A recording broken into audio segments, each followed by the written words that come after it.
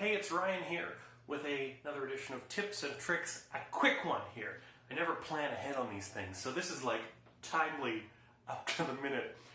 It is Halloween week, which is a big deal for magicians because it's a national, if not international, magic week because of one man. The man, the myth, the legend, Harry Houdini.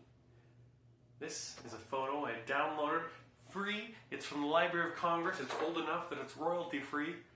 In a moment I'll show you how to download this and why you might want to.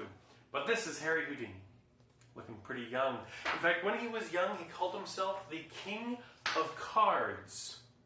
He was 20 years old at the time, maybe a little cocky. Nonetheless, the King of Cards. So we'll try something here. I want you to just say stop anywhere you like. Pretend I heard that. Have a look. That'll be your card. Now, the reason Harry Houdini is so famous, even though he's been gone a long time, his influence lives on.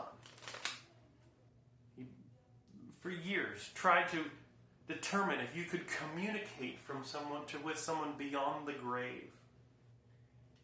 And here today, perhaps Harry was communicating with us, because if you look closely at this picture, look in his pocket.